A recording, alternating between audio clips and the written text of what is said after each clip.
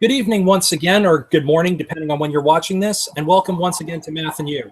We left off the last time going through some basic factoring quadratics with the quadratic equation as a shortcut for finding the answer based on finding the root of the problem. We still have one more question that we need to do like that, Will, or are we done for those? Yeah, those are completed. All right. Now, what I'd like to mention is what the business application section was from the previous title. Imagine that you are a business owner who has to set up a spreadsheet with regards to profits, and their varying times across the quarter, and set that with how much money you have to put in or what have you, right? Well, one of the things that the spreadsheet is likely to do is that it's also likely to set you roots, or when your profit might hit zero, but you still have spent a large amount of money, right? The reason for learning the factoring, or more specifically learning how to do both the algebra and later the calculus, is to be able to know how to do the spreadsheets yourself using the data on raw hand. So this way you can double check to make sure that your spreadsheets are actually accurate. Or more specifically, if your profit at a particular quarter doesn't match, is widely out from what your spreadsheet predicts, you can go back and find out why your spreadsheet turned out to be wrong. Because then you can know what your spreadsheet should look like, and be able to catch if the spreadsheet program is picking up or something along those lines. Does that make any sense? Okay. You asked the question of when would this ever be useful in business. I'm actually going. I would argue that like statistics, most of calculus and stuff like that, specifically for graph and plot generation, are necessary to be able to double check your plot points and double check what your spreadsheet is up to. I mean, I know we rely on computers a lot to do our math for us, but it would still be useful to know how to do it the longhand way, just to double check to make sure the math was correct. Just to check your computer's calculations. Anyway, so do we have any more questions that we need to cover? Or? No, that'll be it. Like I said, we've covered for the evening. Okay, but you were going to say though before I interrupted. No, that's fine, man. Like I said, there was nothing. So I can do. I can read graphs. I can read. I can read graph curves, but I have trouble with factoring.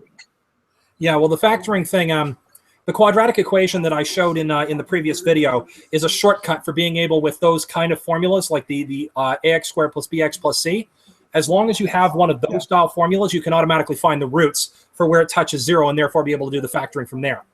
But the reason for that particular formula is to be able to double check to make sure that your graph is in fact accurate. At least that's, at least being able to find the roots for yourself will also be able to tell you if the spreadsheet program is actually doing what it's supposed to be doing. Yeah. Of course, mapping your data to a graph without using a spreadsheet program is a little bit of a different trick, and I'll be covering that in a future episode. All right. Well, like I said, that's all I needed. So I mean, that's all right. While you're on a subject, though, while we're on the subject, I thought that since we're live, did you want to actually mention where spreadsheets, etc., are coming in useful for you in business, just so this way people can get an idea of of how business actually operates on the small business level? Well, actually, this is it's become a useful for me. In my actual business math application is calculating interest and future values on loans, where I'm able to basically, because I know the spreadsheet formulas, or the large majority of them, I'm able to manipulate those formulas into the spreadsheet and let the spreadsheet give me a large majority of the numbers that I'm looking for. So, just out of curiosity, do you ever double check the spreadsheets to verify whether or not the program's working like it's supposed to? I had never thought to.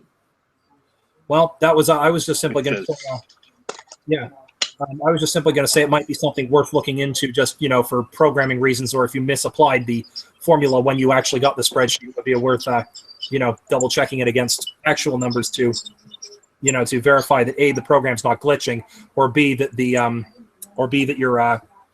that your that your program was not misapplied, that your formula was not misapplied, or that there wasn't a variable mistyped or something in the process of formulating the spreadsheet. Right. All right, cool. Well, thanks again for being such a good sport about this, and thanks again to everyone who's been watching Math and You. You've been a wonderful audience, and as usual, keep plugging away at those equations.